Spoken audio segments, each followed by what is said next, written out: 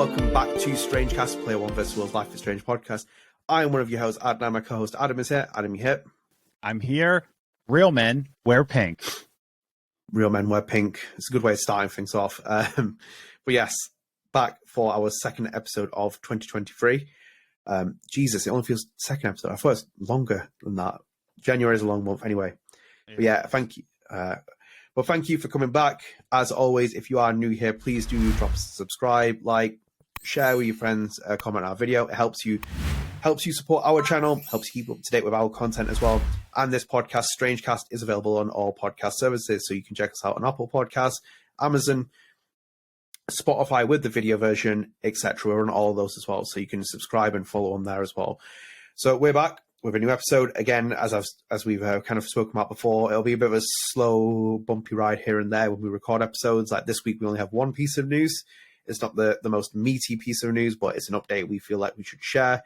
And I believe this episode should hopefully come out before the end of the month, so you don't it doesn't go completely outdated. But either way, we'll kick things off, Adam, with Life is Strange Twitter account providing an update. And it says, on the 17th of this month, you'll find the original versions of Life is Strange and Life is Strange Before the Storm coming to PlayStation Plus. So the PlayStation Plus game catalog lineup for January includes Back 4 Blood, Devil May Cry 5 Special Edition, Life is Strange Before Storm, Jet the Farstone, among many other games. So if you are on PlayStation, you can download those two games. They are the PS4 versions of Life is Strange 1 and Before the Storm, so they're not the remastered collection. I imagine the remastered collection will come to PS Plus. Which, as we've stated on this podcast many of times, it's actually okay. It's not the remastered collection. Yeah, that's what I mean. Good.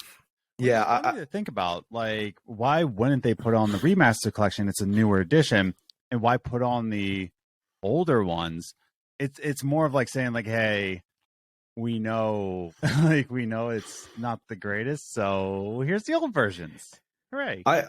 I have a funny feeling that because this is the other tier of PlayStation Plus, so it's more when you pay a bit more for it and you get loads of games that you can access. So it's not standard PlayStation Plus monthly games. And I think because the Remaster Collection is still new, I don't think they're going to release it yet on there. I have a funny feeling that Remaster Collection might be the first Life is Strange game to be fully PS Plus monthly game download. I think that could happen in the future. But in itself, that game still needs a lot of patches. I believe someone on one of our recent videos commented saying, you know, are they still patching this game? And like, can you keep up to date with the patches? We will keep up to date with the patches. Whenever we see news, we always cover it on Remaster Collection. I think the majority of the news that we have covered on the Remaster Collection has been patches, which is astonishing as it's in itself. But just an update here as well for anyone doing it. Obviously, love Life is Strange 1, love BTS, both banging games. If you have PS Plus, you can now download them. Again, play them in January. Well worth it. If you're a trophy hunter like me, easy trophies as well. But in itself, great experiences. Like I wouldn't even mind like playing these as well at this point, because like my experience from the Remastered Collection, I'd like to just play the classics as they were released. I was very happy with them. Yeah, no, I would agree with that. I think that the original Life is Strange holds up better than what people want to say. Especially Before the Storm, I think that holds up pretty well too.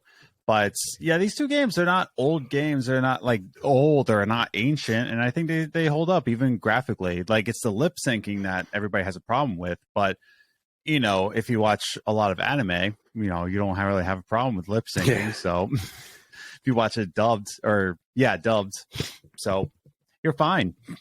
Yeah, Life is Strange has aged really well, especially with when Michelle mentioned the thing about the Remastered Collection at the beginning of the game, where it includes the loading screen put in after the lighthouse falls on Max. And he said that we tried really hard to make sure that wasn't in the PS3 version of it, and we actually managed it, but now they've added it in, and it's affected for him, like the way he saw it, affected the way that the game's kind of played out a bit. And I was like, yeah, I agree with you as well, because it's like the fact that you're able to do that on PS3 is quite the accomplishment, because like that's one of the games I want to play on PS3.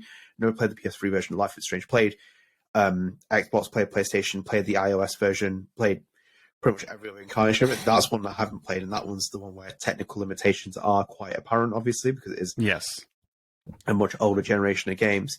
So yeah, like as you said, like the games hold up very well. And I miss those games as well, man. I really do. Yeah. Like, I've stopped playing Crisis Core and Final Fantasy, and now I'm like moving on to new games. I think my next game is going to be Yakuza 0.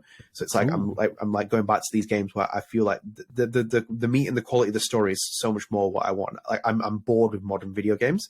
Very few developers I even buy games from brand new at launch. And even God of War, like I didn't buy God of War Ragnarok. So excited for it last year, didn't even buy it once. I think the only major release aside from Crisis Core I bought, which was technically a brand new game, was Horizon Forbidden West, and that came out in I think February last year, which was like almost a year I didn't buy any brand new games. I was like, no, I'm not interested in this. I just don't have any. My time is like limited, and I really want to play really good games. It's like when you gave me the recommendation of Oxenfree. World? Oh yes. No, Ollie, we're not talking about that. But when you gave me the recommendation of Oxenfree and I played it, and then even Michelle tweeted at me saying, I hope you enjoy it, and obviously know how much she liked it as well. It's in Life is Strange 2, and I think Luke the same. But I really enjoy playing Oxenfree. It had its issues, had one massive bug crashing thing at the end, but they fixed it. When I tweeted at them, they went and fixed it, which was really cool. But again, it was like that. It was like a really hearty story, and like with Life is Strange 1 and 2, it's a very hearty story, and it's like Life is Strange 1, Before Storm 2, all of them, they're very hearty stories. So I think like going back and playing this now via the PlayStation Plus, if you've not played them, hey ho, absolutely welcome to this podcast first, and then hey ho, go and play Life is Strange 1 and BTS because they are now available for you. But even still as well, if you're an old school Life is Strange fan, you can play them as well. Yeah, and good for them. I know Life is Strange was on Game Pass for a while. It's no longer there, which is kind of bad.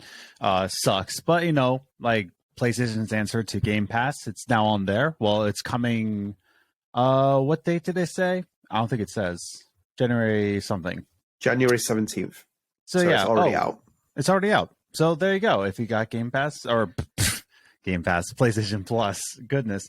Yeah, it's a good way. And then, I also recommend from that list Jet the Far Shore, which is composed by one of my favorite video game composers, Scientific. So, who is also the composer behind Oxenfree. Hey. So they got that. But I've seen gameplay of Jets. I haven't played it yet. Unfortunately, I don't have the time. But I've seen gameplay footage, and I love Scientific, so that's a game that's really open and very much a new kind of experience. So Life is Strange and Life is Strange Before the Storm and Jet, bang, you got some good quality games there. Yeah, a good collection of games for PS Plus you can get from there.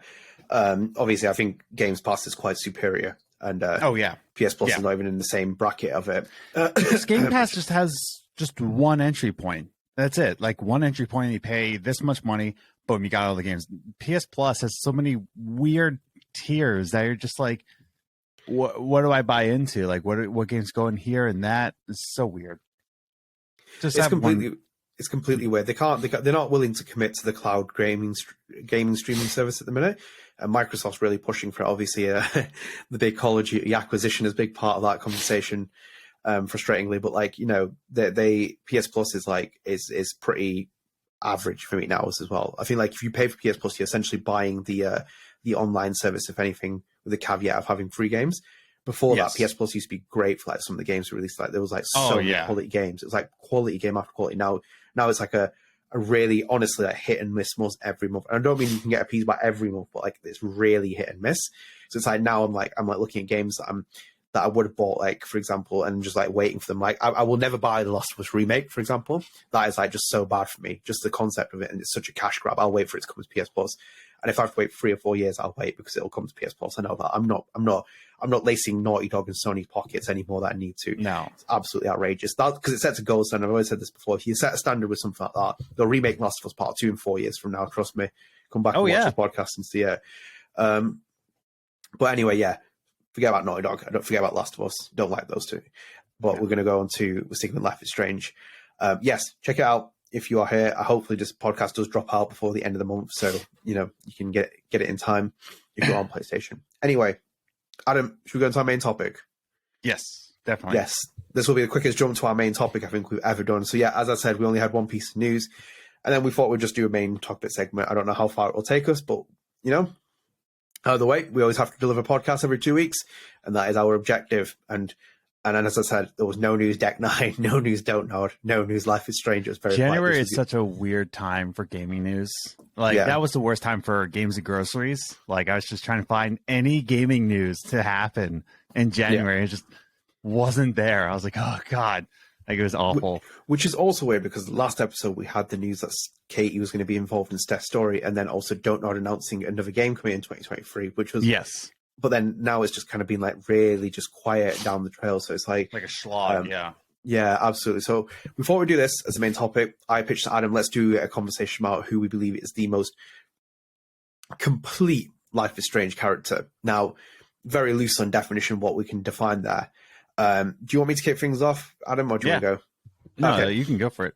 So I always believe, and I think I might have mentioned this before on podcast, I think that the most complete character in Life is Strange is Dave Madsen. Okay. Dave Madsen, I think, is a great character. Like Loki, having been in the background throughout most of other games, playing major roles in Life is Strange 1, in BTS as well, and then obviously a really sensational cameo role in Life is Strange 2, Ponytail Dave, as we have. Yeah. Also, my ponytail here, very much inspired by Dave Madsen, as you will. Yeah. But I just think his character arc is the best. I think he's complete because, like, for me, every character that I've seen in the series, he's the one that seems to have like a very definitive opening and a definitive end, and that might be more based on the fact that it's across multiple games. Like the way you interact with him, like Dave Madsen, like because obviously a huge part of the Life is Strange game theme, and also the formula that seems to have carried across the series is like father theme, and I think like Dave Madsen is not meant to be part of the traditional sense. Obviously, the big focus is on William Price, but then Dave Madsen's the stepdad who comes in, step douche. And I think his relationship with Joyce is really interesting. His relationship with Chloe is very interesting, and also with Max as well. The way his art keeps changing, he's like the the massive red herring in Life is Strange 1. It's like, oh yeah, well obviously Dave's going to be doing it. Like the kind of life, it's like he's the one that's created the dark room and all this. Like he's got CCTV footage. It's always kind of finger pointing. Yet there's kind of like a really different person there. And I think like with Deck 9 and when they went to BTS, they had a lot of opportunity to explore that with Chloe. More so because obviously the focus is on a prequel. We have a deeper, complex backstory with William Price. But then also, you see the early relationship foundations between Chloe and Dave Madsen, like, how much it affects her. There's also homey moments as well, like even with her, even when he speaks to Chloe as well, it's kind of like, you do feel for the guy. And I think like very fitting, obviously, when you get to Life is Strange 2 as well, what Dave Madsen represents as well, like, when he's there, it's his way of interacting with you depends on the ending of the first game as well, so that comes into factor. But then I think like there's a really kind of like cool moment where he goes back into the trailer, he starts speaking on the phone, and you're like, it's like oh my god, like he's talking to whoever, and then it's also like the letters that you can find as a thing. He's a different person. I feel like it's a complete arc of like when you get to Life is Strange 2, everyone loves Dave Madsen. You cannot love him in that game. Like he's so great, and like the way he interacts with Sean, how he talks about Chloe and like Joyce and all the other people that like he knew in his life. He's a different person. So I think like for me, that's why it's fitting. And then on top of that, obviously great performance as well. Don McManus, Dan McCann, sorry. They did fantastic work with Dave Madsen across like 3 games. And I just think like there was something with Dave Madsen where I feel like Don't Nod really appreciate what the character was, and they kept him through because like is he the only Life is Strange 1 character to return in Life is Strange 2? Yeah, yes. I just recently played it too. I think is he?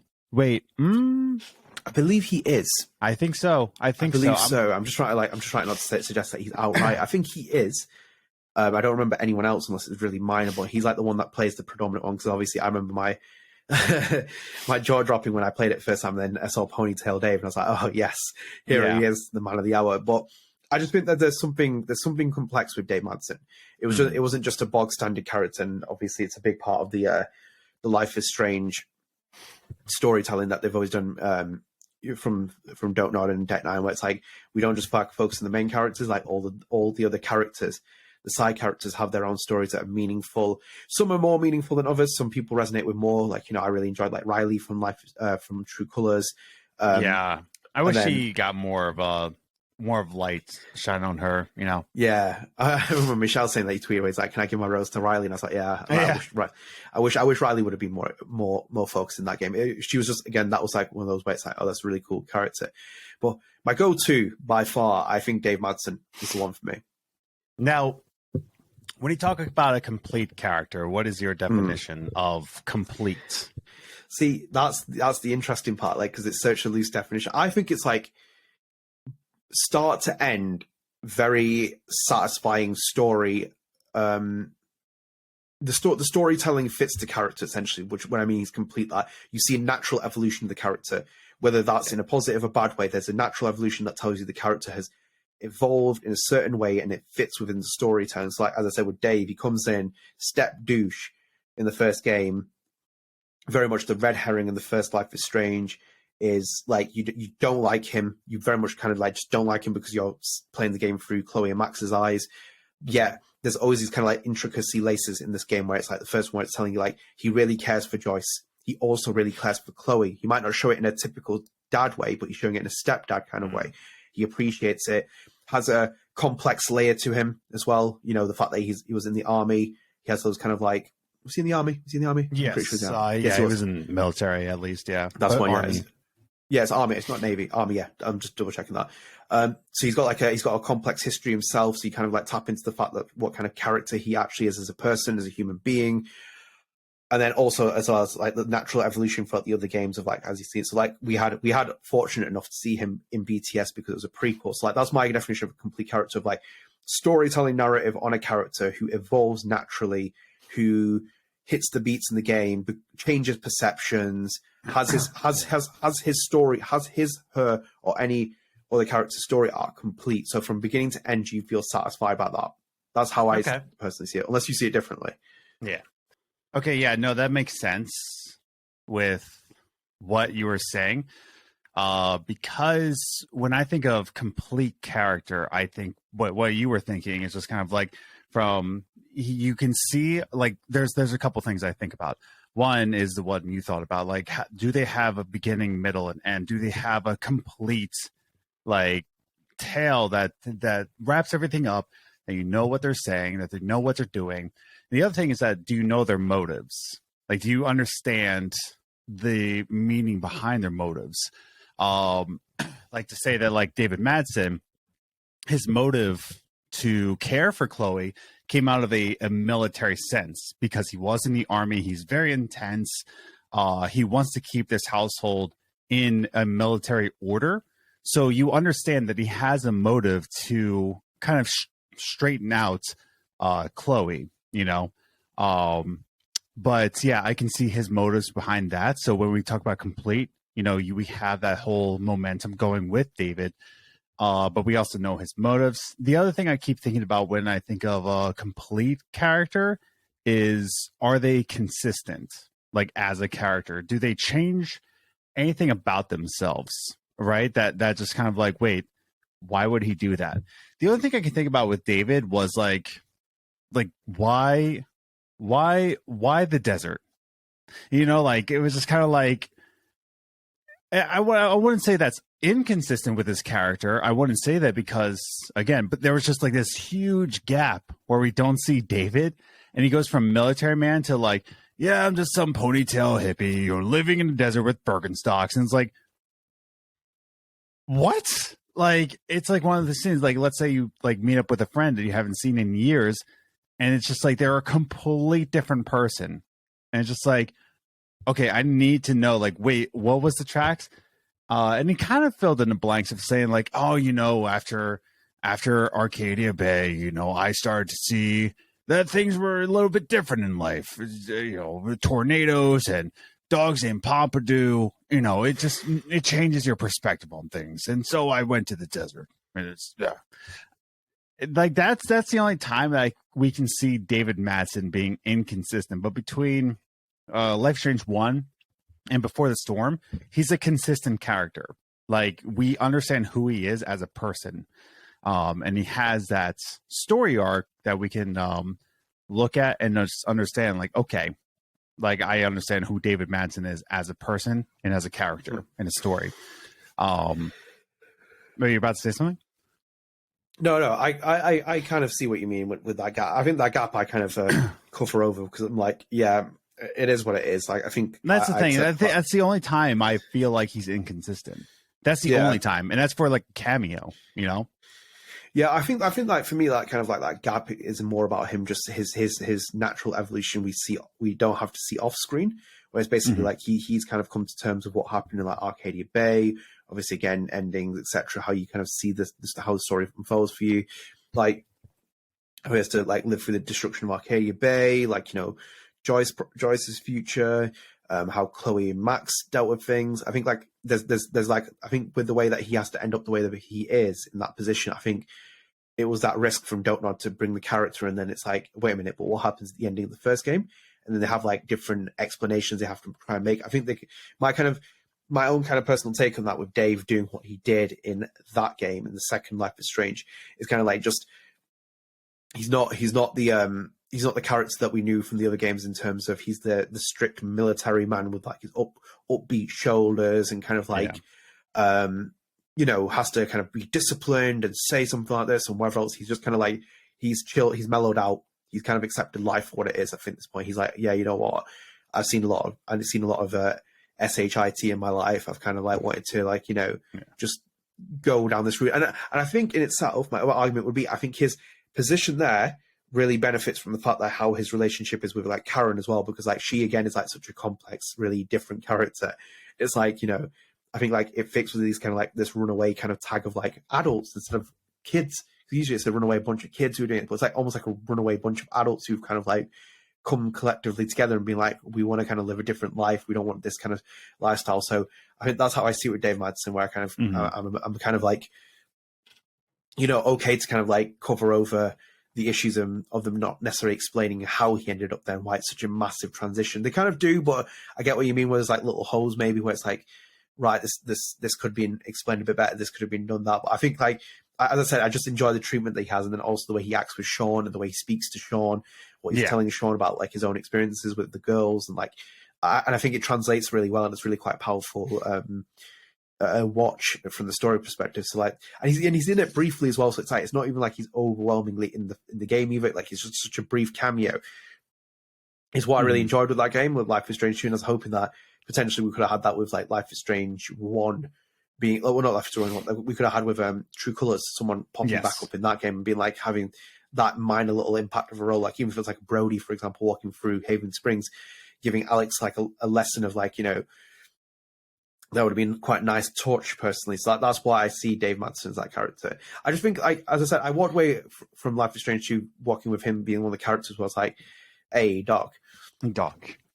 I walked away feeling quite happy with where his story ended at that point, and I was like, if I didn't need to see Dave Madsen again, I'm fine with it, because like each time I watch him now in different games, it's really interesting to see how they evolved him. And had you asked me in Life is Strange 1 if Dave Madsen would have been that important to reappear in other games, I probably would have been like, nah.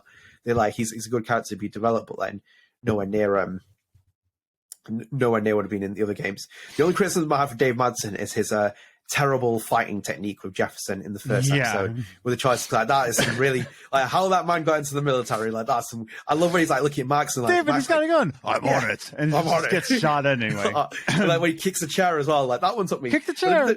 When I did the remaster, I remember playing that and I was like, oh my god, I was like, how bad am I at this? I'm like, why is Dave Madsen getting shot every I know. time? I was thinking the same thing. I'm like, I'm pretty sure I know how, like the wire. Like I knew I had to pull the wire, but like it won't let you pull the wire until you kill David Madsen like 6 times. And it's like, oh yeah, here you go. You can have the wire now. I was like, well, what? Okay, cool. Yeah, it was poor entry technique as well. When like Jefferson's just hiding behind the wall. I'm like, come on, Dave. Like you're a former military man. You should be like checking around the corners here. Yeah, check your corners. Gets ambushed by this dorky little photographer teacher. So it's like, that's my only serious criticism of Dave Madsen. Otherwise, love him. His dancing technique, phenomenal. Story arc, great. But he went down in my estimations a little bit during that Jefferson fight. They should have basically like rebooked that into a boxing match a couple years later. Like David Madsen versus Jefferson would have been the great. actual voice actors. Oh, I don't know. Like, that would be that might be a bit cruel from the voice actors.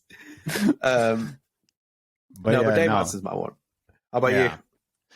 I would say, so one, before I say my complete, I would say my most potentially complete character is probably Katie Bence as a character. Just Katie Bence. Not Steph, just Katie. Yeah, very meta here. Yeah, exactly. No, it's like, I think Steph Gingrich has the potential to become the most complete with the telling of this book. And I think that between Before the Storm and True Colors, and we got backstory from Steph in True Colors, I think that we have her motives. I think we had a whole DLC behind her. The problem is that, like, when I say potentially the most complete, right? I don't say the most complete, but I would say potentially, is because even with Before the Storm, even with True Colors, even with a DLC, I feel like I really don't know Steph's motives at all. I feel like she's just kind of a wild card. Like, we have all this time with her, and yet I feel like I don't really know her. Like, I feel like I can root for her for sure, because she's just like this like rock and roll kind of girl, loving music, but also a dork. Like, you can understand her as a character, but I feel like I don't know her like I did David, you know? Even to the point, like, I feel like I know Frank Bowers more than I know Steph Gingrich. Does that make sense? Yeah, it does make sense. This is the problem with Steph Gingrich as a whole for me, because I'm very happy with the fact that they didn't try and put her in the first Life is Strange when they did the remasters. Yeah, because I think that would have been very reckless and a bit of a questionable move to do. And her introduction in BTS is very good, and also the fact that she feels like the most natural of the new characters they introduced. That could have felt like she could have been in Arcadia Bay. And again, obviously, great performance, Katie. Big infinity with Deck 9.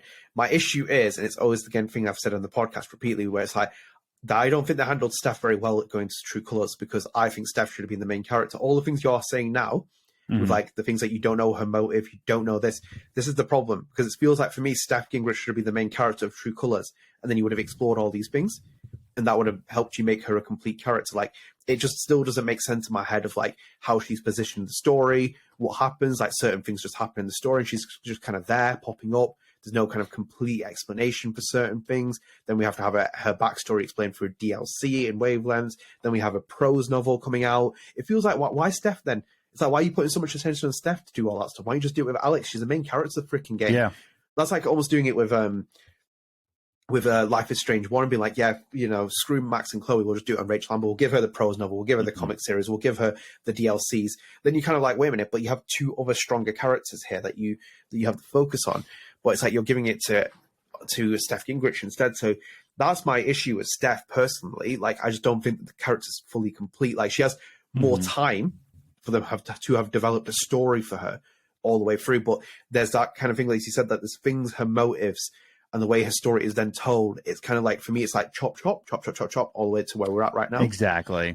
Yeah. It's just like, I want to say it's Steph, because we've had arguably the most time with her out of all the characters, like in terms of games and novels and DLC. Like, I feel like we have a lot of time with, I feel like we have a lot of time with that, but I don't know what her motives are. She's played in less games than my boy Dave Madsen. Yeah, like that's the thing. We have like Max Caulfield has less time, I would say. Like, I wouldn't say that, because she is the main character of Life is Strange, but I feel like I know Max more than I know. But like my example of Frank Bowers, I feel like I know his motives. I feel like I know him as a person more than I know Steph. And it's unfortunate, because I want to know more about Steph, and I'm excited for this novel, but like, holy cow, like, I just can't, like, I don't know. It's kind of weird. So it's a weird situation with that character. Yeah, it is a very weird situation with that. And I think like it's quite interesting to bring up Max, because like that's a really interesting one. Like, because you would technically say she's complete, by definition, because like the way that Hannah said that really thing to me, which is always my favorite thing quote that we had when we did the interview in 2015. It was just before episode 4. Episode 4 had come out. Episode 5 was about to come out. We published the interview before episode 5, and I said to her, like, describe in one sentence, like, or one word, how. I don't know. I'm not going to ruin this actually because it's a good quote. Give me a second. Yeah. Let me just jump onto this. Let's transform. Life is. I hope everyone's enjoying watching, listening to this. If you are listening on the podcast version, I'm currently trying to look up my. I'll show them my dog. You can see. Yes, Adam will show you the dog whilst I look for my interview here. Here it is. Search on Google. It's an article by me. So I actually wrote this as a separate news story. So it was, let me just read a couple of sentences. It was voice actor Hannah Tell has said that Life is Strange protagonist Max Caulfield will undergo a quote-unquote transformation in the story of the final episode of Don't Nod Entertainment's series, episode 5, Polarized. Speaking to Hardcore Gamer in an exclusive interview, Tell offered a sneak peek at what to expect from Max's story arc in episode 5, Polarized, considering that the most recent installment in Life is Strange, episode 4, Darkroom, left the heroine in a rather precarious situation. This is the episode where Max truly comes into her own, Tell explained. She's operating from a place of strength, power, and self-trust. Lovely quote, really very fitting by Hannah. So that was in 2015 when we did the interview. And I think like she's right with that as well, like because like when it's almost like the metaphors that are throughout the entire Life is Strange one, chrysalis to butterfly to kind of like this evolution of a character. Max is kind of the center of that, and by the time you get to the end of episode 5, Max feels like a really complete character, like what she's seen, how she's kind of like, especially the ending as well, like the true ending, which I think is the true ending, where it's like Chloe dies and Max can't save her. That's why like there was a lot of criticism about her crying at the end of it, and or criticism or even like critiques as well, especially from like Michelle saying like we didn't really put the tears on her at that point because you didn't really need it. Max has already poured her heart out throughout the entire game. Now she's kind of operating, as Hannah said, operating from that position of self-trust, power. She's become the woman that she is. It's a coming of age story, very much so. So it's hard not to put Max in as a complete character. And I think that with Max a lot, because it's like, I think that her story is beautiful, the way it's told, she unfolds, like the way she becomes a more of a different person, she accepts things, etc. Now, the problem is with me for Max is that I feel like we've always been left on this unanswered thing of what if happened after Life is Strange 1. Like, I know the Life is Strange 1 developers were like, we're happy with this game, we don't really want to do another sequel to it, etc. We're like, that is those are the ending choices. But for me, I always believed that I expected the publisher to override that decision and be like, hey, you know what? We're going to make a sequel, a direct sequel to the game, even if it's a one-off. We'll capitalize on the success of Life is Strange. And they could have done that. So, like, when I read the comics from Emma Vicelli, I really enjoy that kind of potential of what they did with this series, where it's like Max is hopping through times. We see more of an evolution of the character. We see Max and Rachel interact, which is a wild thing for me in my mind.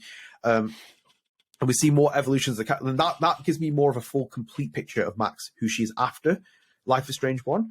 And in itself as well, I think like the Deck 9 portrayal in BTS is very divisive for certain reasons, but that's kind of like down to your choice and opinion and how you feel about it.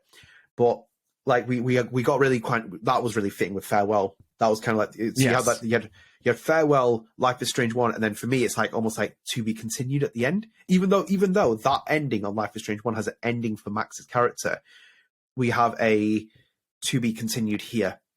And I'm like, just something with Max where I can't put her fully into the conversation of the most complete character. I think she's up there, very much challenging. Definitely.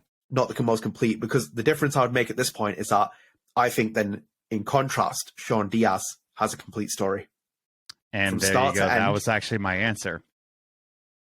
I'm dead serious. Alejandro will be very happy with that. Here we go. Yeah. Right, okay, you can take the floor here. This is your go now. No, when I was going to say potentially the most, I was like Steph, but in my actual answer, Sean Diaz, I would say, is the most complete character.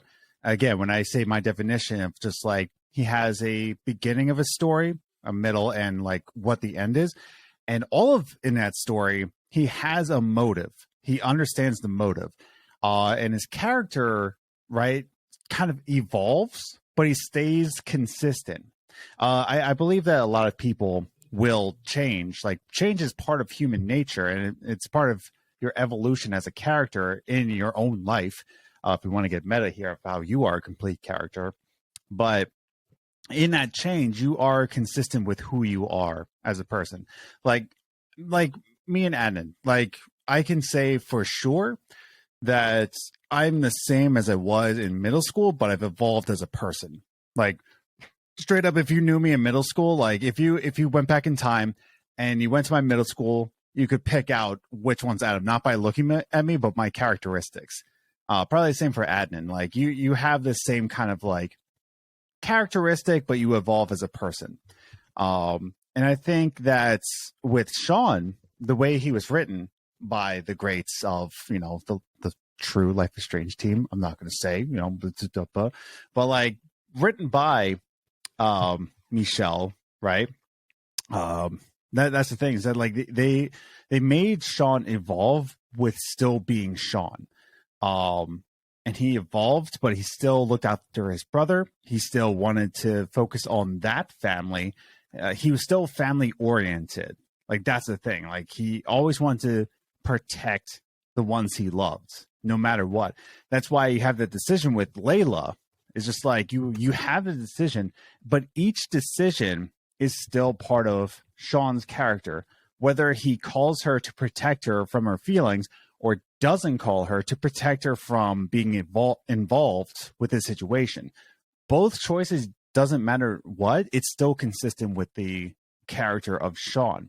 No matter what decisions you make, smoking weed or not smoking weed in front of Daniel, right? It's like hitting that bong, right? Like, both are consistent with his character. Like, he wants to protect Daniel and saying like, no, I want to be a good example, but damn, that bong looks nice. You know, it's just like, there's still, no matter what decision you make, it's consistent with Sean's character. And I think by the end of Life is Strange 2, whatever ending you had, it's still consistent with Sean.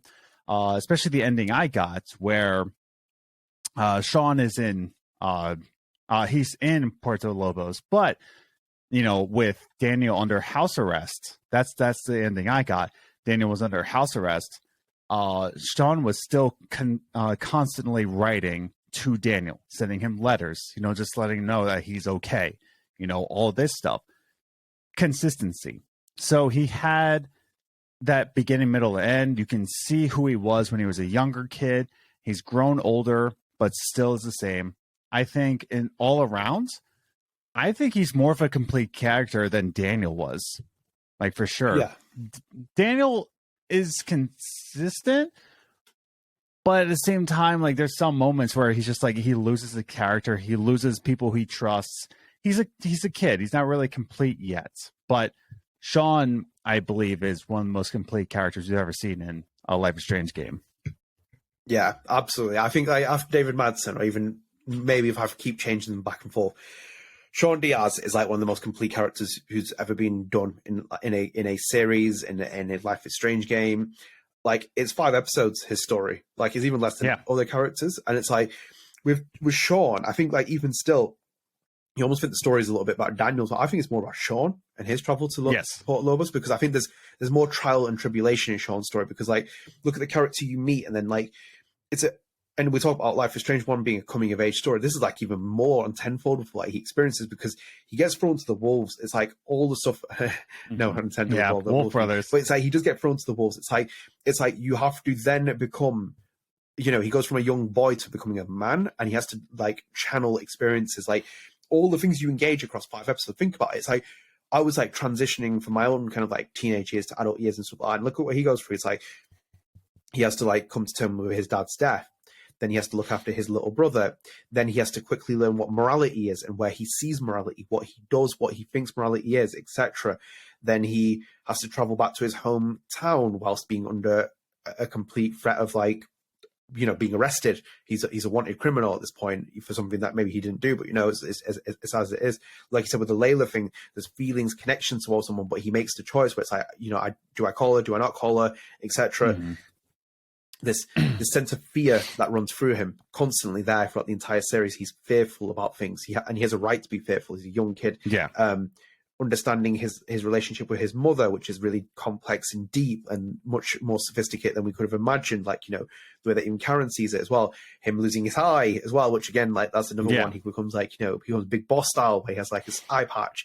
But again, he's fighting because his fight is for Daniel, like it's to look after Daniel. Then also being in Redwood, smoking weed, getting a haircut, meeting a girl or a boy, having sex, kissing a girl or boy, whichever way you went about it, like all these factors, and we're these like all different factors that we amplify into one character, and that's what he's going through. Like as I said, it's almost like Life is Strange 2 meets like Life is Strange 2 meets Life is Strange 1 meets Old Man Wolverine meets XY character. It's all about story progression with this, and that's what you see with Sean. It's constant like that, and I think with Daniel, I don't think it's necessarily like that unless had they had the opportunity, for example, to make like maybe another Life is Strange game where Daniel becomes the main character, and then you now start kind of,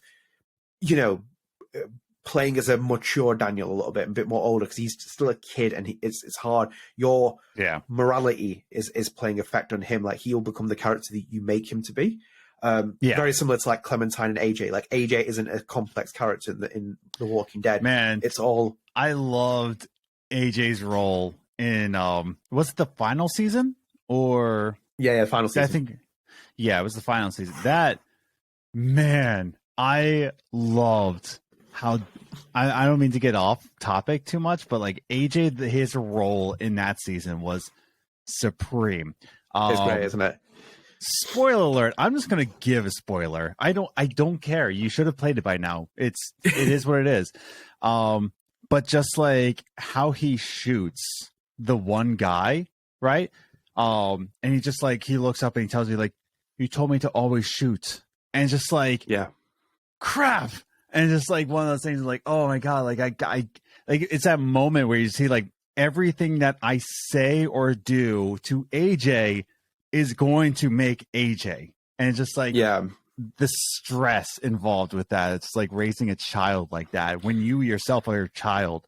It's the same thing with Sean and Daniel. Like he's a kid. Like Sean is a kid. Before you jump into that, one more thing. I'm gonna spoil something else, and just to kind of think. Oh yeah, go one for of my favorite it. You should have played it by now. Yeah, you should have played. The Walking Dead is an absolute classic from Telltale. It's like an absolute must play for storytelling. Yeah. I really enjoy like Clementine's evolution throughout the entire series, and especially when when she, when they teach her how to like kill a zombie properly, like, hit the knee and then get the knife. My favorite part by far is like the setup where you end up in the barn in the fourth season, and Clementine is there with AJ, and she's been wounded. And her knee's wounded, and she's like, leave me, AJ, go, etc. And then next minute, you just see AJ pick up the knife, and he like runs over, and he's like, gets ready to battle, and you're playing as AJ at this point. So it's like almost playing as a mini Clementine, but you've like everything you've taught him at this point, how to use a knife, how to kill zombies. He like steps up to it, and I'm like, that's the gratification. I'm like, yes, I'm like that's why I was with like Daniel when he's like in Life is Strange 2, he's like obliterating. I'm like, yes, I told you to do that. It's like I told you to use it. Your thing. It's like that mechanic works with it. And Life is Strange 2 was a bit more limited because like he never took control of Daniel. But like as I said with that one in season 4, and I think season 4 highly now, having spoken to you a lot more recently about it. One of the things that I just love is that point where it's like she's like, please leave me, AJ, and he's like, no, I'm not going to leave you. And then like the entire barn's getting ambushed by zombies, and he just picks up the knife and he just turns the camera. And it's like. And it shoots, and you're like, oh shit, I'm AJ now. And it's like, right. And it's like, and you do all the things that she's taught you, and like you knife them in the knee or like hit them in the knee, stab them in the head. And it's like, that. Oh, yeah. The gameplay of the final season is just miles ahead of all the other ones. Like, it's just such good gameplay. Oh my God. I cannot stress enough that people need to play all of the Walking Dead Telltale series. It's just a good, consistent story throughout. But yeah, I agree with that. So I will ask you this as we are ending our conversation on this. Who do you wish in the Life is Strange series is a more complete character? And I already have one in mind, and you're probably thinking the same thing.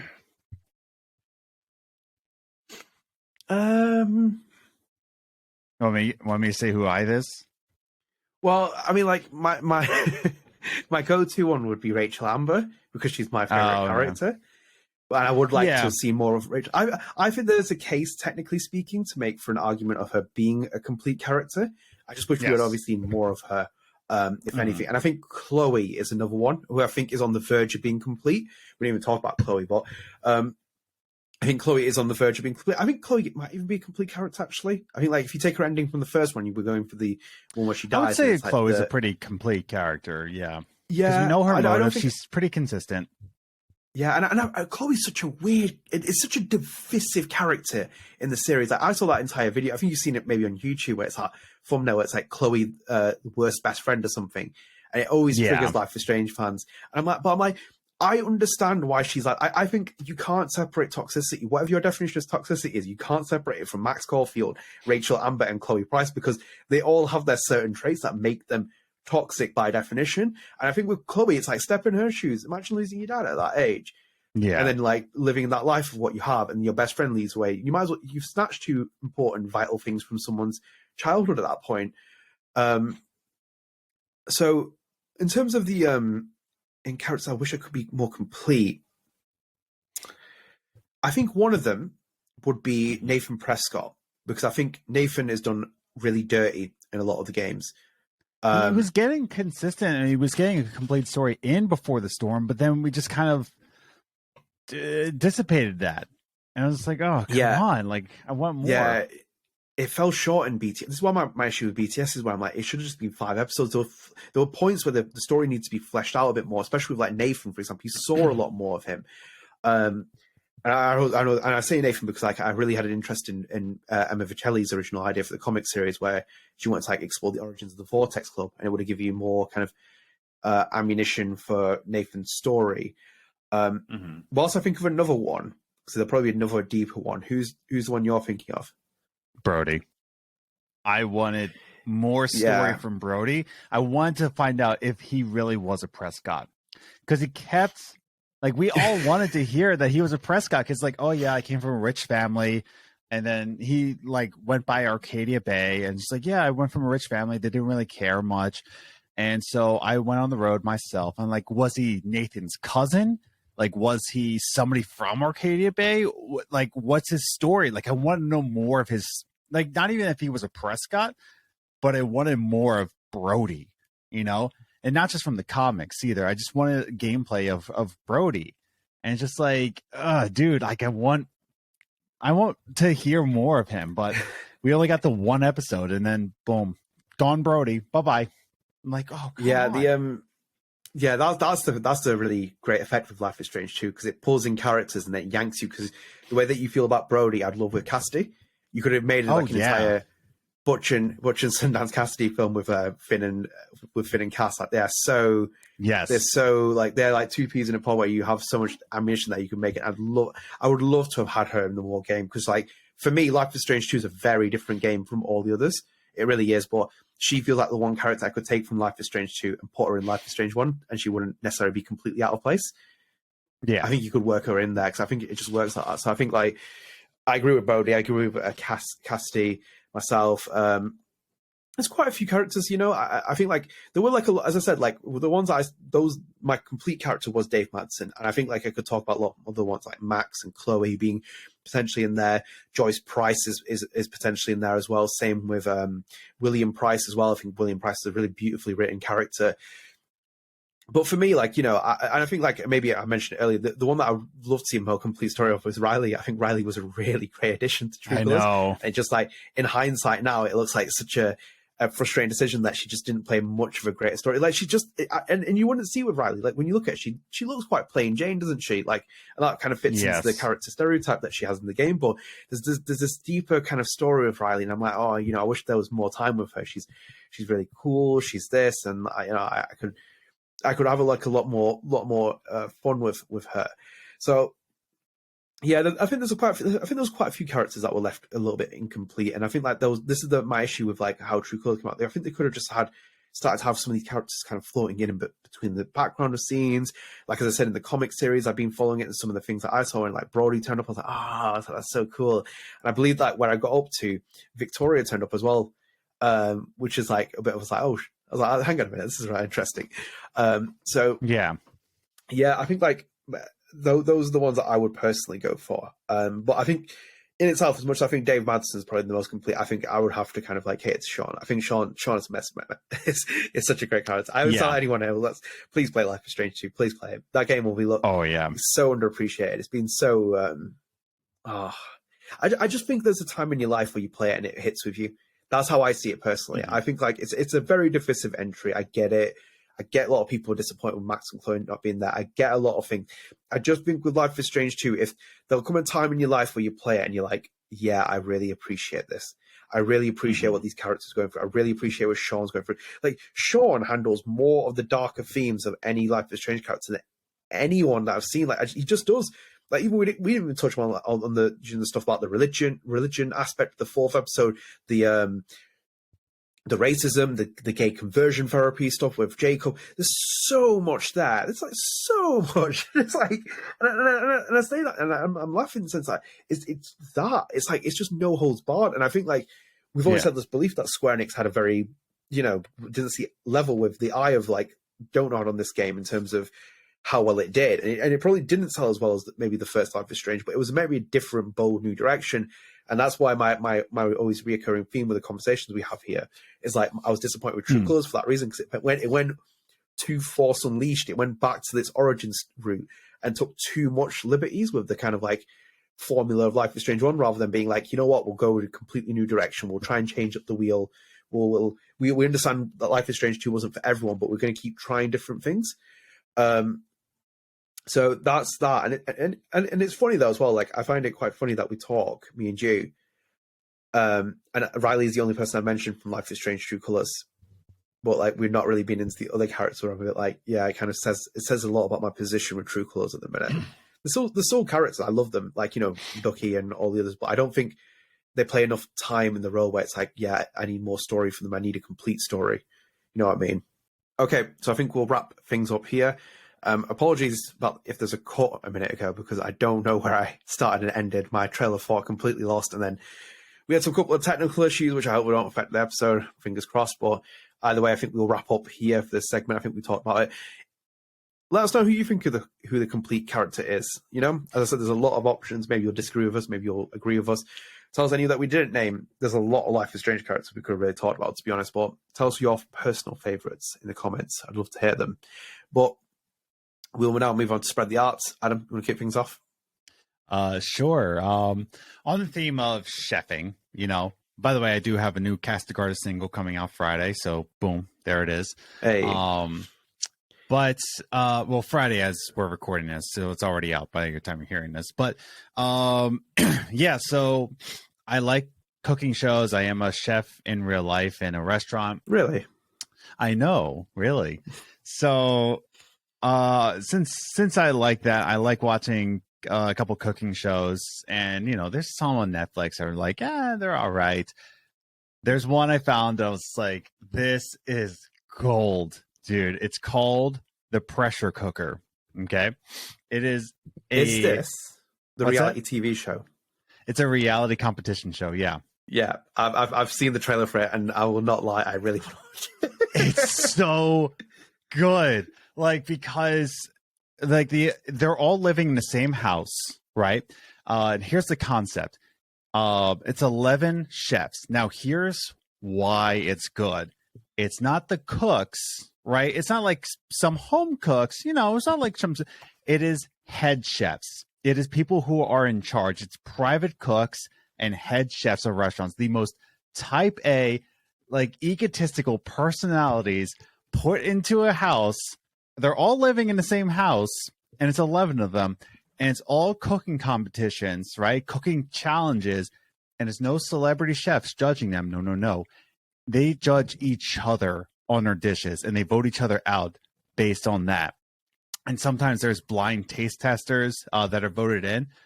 What hooked me on this show was in episode 2. I'll spoil one thing. In episode 2, so episode 1, they vote a chef out. That chef was just like, no, actually, Adam, don't spoil it because I've got it loaded up now. I'm going to commit to it. This is okay. This is my one of the things that you'll find out with me, which is really weird. I love I don't like reality TV shows, I hate it, but I fucking love MasterChef, Hell's Kitchen, and all of these TV shows. And when I saw this trailer, and I remember seeing it, I was like, oh, I need to put this in the list, but I'm not going to let you spoil it because I'm going to start watching it today. Because I was going to say, like, here's the thing. It's not that the matter of their cooks, it's that they're head chefs. And it's just all the people saying, like, I'm the best. I'm the best. I'm the best cook. And this is all of them saying, like, oh, I'm not the best. Someone's better than me. And it's just drama and chaos. And sometimes there's the bottom two, and those two have to have a cook-off, like who makes the best dish. And they're all blind taste tested. So it's not a matter of personality. It's not a matter of, like, who's the better. It's like, here's the plates. Who made the best dish? And it's just like, you have to taste it. You have to see who elevated the best, who was consistent. It's so good. It's only 8 episodes, and they're each about like 40 to 55 minutes long, somewhere around that range. It's so good. The Pressure Cooker, Netflix. You should watch it. Yeah, good recommendation. That I'm going to watch it. I saw a trailer, and it's like, I think this is one where she's like, do they really enjoy this dish? It's like, I don't really enjoy it. They're all praising it, but I don't. It's like I'm so good. Don't know why I have a really soft spot for like this kind of TV, but it's one for me. So I will definitely be checking it out. So me, I've been consumed by a lot of things. So I've not really watched anything or played anything new. Sort of. I finished Crisis Core, so done with that, and we'll be moving on to Yakuza 0, which I'll probably recommend at some point. But the only thing I really watched new in the last couple of weeks, if I can remember correctly, is Fantastic Beasts and Where to Find Them. So it's my first time ever watching it. I watched the first film. I was like, I'm intrigued. The first one's good. And so I really want to watch it because Mads Mikkelsen is in the last one that they did. He plays Johnny Depp, and I love Mads Mikkelsen. But I thought the first one's good. What? The first one's good. Second and third, the first one's good. Okay, right. Yeah, it's so bad. I actually enjoyed the first one a little bit. It's different. It's really the first one's charming. It's great. Yeah, very charming. It reminds me of the first 2 films by Christopher. Is it Christopher Columbus? Who the first 2 Harry Potter films? Chris Columbus. Very similar in that kind. Very similar in that theme. It was like, very. It just felt very magical, the world, and I like the fact that they set away from the settings of, like, they're in America, and it's like, it's away from the London kind of thing. It's like there's a new wizarding there's a different wizarding organization there. It's like we've opened the world up to the wizarding politics infusion that it has, So, but no, I actually enjoyed it though. It was quite long. I was like, Jesus Christ! I was like, how long is this film running for? But it was a fun, enjoyable experience. I would recommend if you like the other Harry Potter films, or if you have interest in that series, I will probably watch the other 2. And even though that Adam says they're not the best, I do kind of want to watch them. Yeah, it's not like they're terrible films, but just kind of like they're kind of schlogs. Like, they really are. Yeah, I'm very selective about what I want to watch. I know, like, have you watched The Last of Us yet? TV show? No, because Liz wants to beat the game first, and we watch TV shows together. So it's like one of those things. I'm like, yeah. See, I'm going to watch it at some point. I'm just not in the hype of it because I don't believe the critics and stuff anymore. Yeah, I don't believe Twitter. The Last of Us is the most overrated franchise I've ever played. Like, and I say that with no malice of spite. I just think it is. Like, the Western media has just absorbed it as the greatest storytelling I've ever seen. And like, for me, Naughty Dog hasn't been the same studio since Amy Hennig and Bruce Straley left. I think they're like bang average in storytelling since Uncharted 2. But that's my own opinion. I will watch it. I'll see what I think about it. I'm not that much. I find this like lunacy hype really annoying, where it's like people do it with House of Dragon and even at one point with Breaking Bad as well. Like, I really enjoyed Breaking Bad when I started watching it earlier, and I feel like a poser. But then it's like the hype and hysteria went on it, and that show still is a very good TV show. But like, just stuff like House of Dragons and Game of Thrones and like this, and The Last of Us, I'm like, oh, just like it turns me off more than anything else. But anyway, but I like Pablo Pascal. Pablo Pascal is like phenomenal. I think he's great. He was great in Narcos. I really enjoyed him in Game of Thrones. He was fantastic as Oberyn Martell in that TV show. So I'm a good one. That Bella Ramsey, I don't think is a good casting, but that's just my opinion. I could be very much proven wrong with it. I just think that's a bit of a miscast. So the same thing with Jesse Eisenberg in Batman v Superman. I was very much right about that. And Will Smith as Deadshot, I was very much right on that. I said that multiple times on old podcasts. You can go watch them as well if you want. It's very few predictions I ever hold pure to what I actually said. But anyway, Fantastic Beasts, Where to Find Them, Fantastic Beasts and Where to Find Them is my recommendation for this as well, if you just want to watch something quite nice and easy. But my plan is to check out Pressure Cooker, so I think we should wrap up this because I do want to start binging on it. So I hope you enjoyed this. As I said, I think it's, again, another shorter episode, shorter by definition for us. We will start picking things up in due process again, just very early point of the year. But I do hope you enjoyed the episode. If you do, please just leave us a like, subscribe, comment, and turn on notifications to help you keep up to date with our channel. That's really important. We're on 982 subscribers, I believe. We were on 983 when Player One vs. the World tweeted out and said 17 more. We lost a subscriber today. Joy to the world. But if you can help us, it's great. I do really want to hit that 1,000 mark this year. It'll be really interesting to, well, not interesting. It'll be great to get to that point, actually. And also, again, StrangeCast is available on all podcast services. Follow us on those. You can subscribe and keep up to date. Life After Strange could potentially be in the works. Just bear with me. We're going to slow part of the year, but we potentially might have one less guest lined up. So that series will hopefully make a return in 2023. And I'm going to start trying to work on other content. But in the meantime, take care of yourself. Let us know in the comments who you think is the most complete Life is Strange character. Until then, take care. See you later, guys. Peace.